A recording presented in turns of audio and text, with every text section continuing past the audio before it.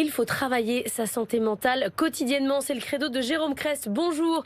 Vous êtes cofondateur d'Olivia. C'est une plateforme de santé mentale. Alors dans Happy Boulot, le mag, on voit beaucoup d'acteurs de la santé mentale, beaucoup de startups qui se lancent, beaucoup de plateformes, beaucoup de psychologues qui se lancent sur le marché. Il faut dire que le marché est important. Après une crise de 2 ans, il y a quasiment un salarié sur 2 qui se dit en détresse psychologique.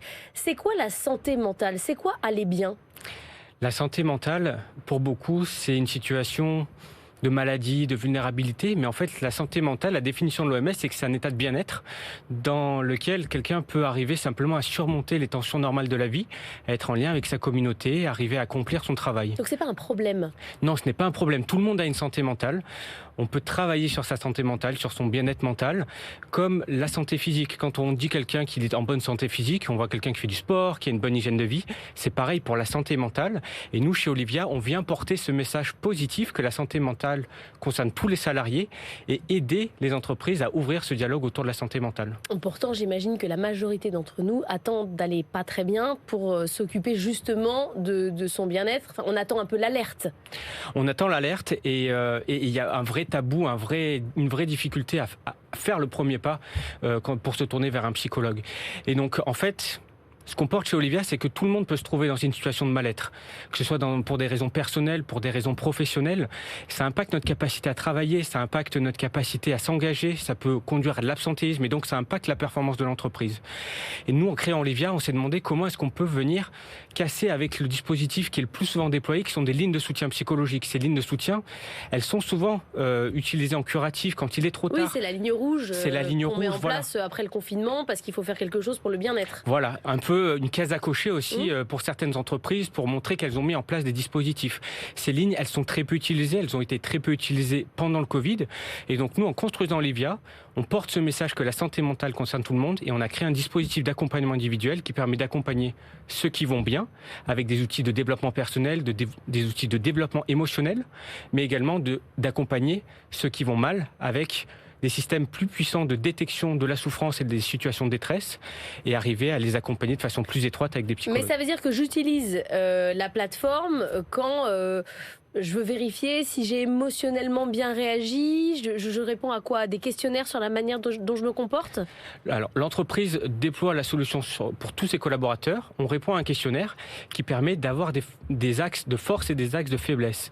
Donc, typiquement, ça concerne tout le monde. C'est la gestion du stress, la communication, la capacité à se connecter à ses émotions.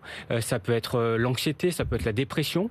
Et donc, en fonction de ce questionnaire, on a une sorte de profil qui se détache et on propose un parcours dans lequel on va pouvoir initier un lien en visio avec un psychologue et avoir également tout un ensemble de contenus pour s'évaluer, pour se sensibiliser, pour venir favoriser le premier pas vers un échange individuel.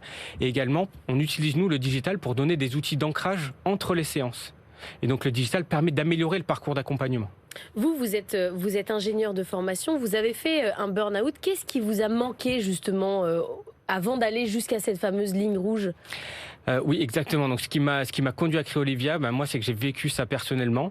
Et en fait, il me manquait ce qu'on appelle des facteurs de protection, c'est-à-dire la connaissance de mes limites. J'étais dans la surperformance, dans le surinvestissement. Je travaillais énormément, j'avais du mal à déconnecter. Et donc, j'avais Vous auriez eu besoin de warnings comme ça qui vous disent attention, là, ça va plus? Là, actuellement, quand on monte une entreprise, on vit cette pression au quotidien. Et moi, j'ai acquis tous ces outils par le coaching, par la méditation, par l'accompagnement individuel. Et c'est tous ces outils qui m'ont permis maintenant de gérer mon stress, de gérer mon anxiété.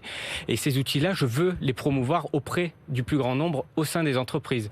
Et pour moi, c'est pas lié à la souffrance au travail. Ce sont des outils que tout le monde devrait apprendre et qu'on devrait même apprendre à l'école. Et là, vous êtes capable de vous auto-gérer, quoi, de vous mettre vous-même vos warnings. Exactement, c'est ça. Je connais mes limites, je sais quand est-ce que je suis productif, quand est-ce que je dois me reposer, quand est-ce que... voilà. J'ai également des outils qui me permettent de déconnecter. Et donc, tous ces outils-là, on les promeut au sein d'Olivia. Mais alors, est-ce qu'on est obligé de faire de la méditation? Parce que là, directement, vous me parlez de bien-être au travail, vous me dites qu'il y a de la méditation. Moi, ça m'effraie, ça me fait faire 3 pas en arrière.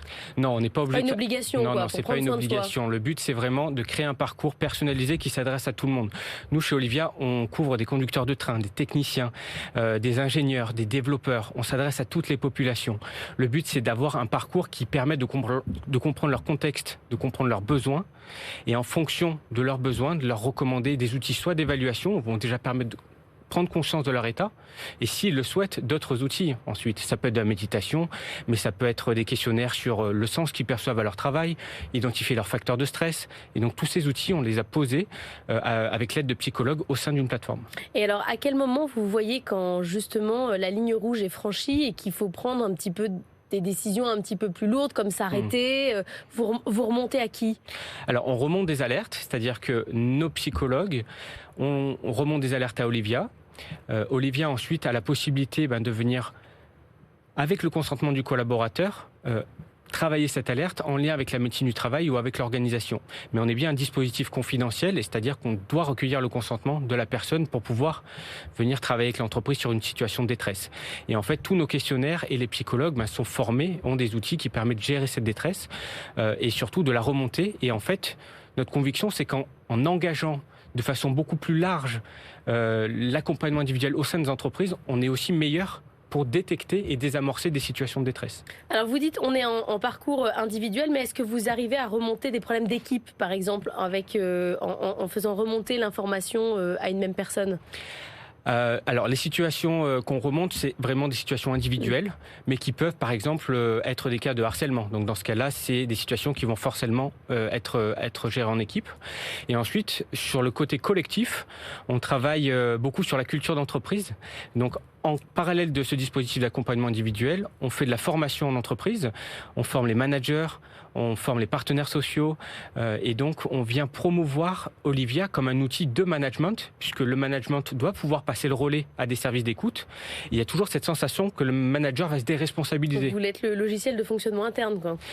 Pas le logiciel de fonctionnement interne, mais en tout cas un relais efficace qui permet au manager de dire « là c'est ma limite, je te propose de passer le relais à un dispositif d'écoute tout en restant à l'écoute du collaborateur ».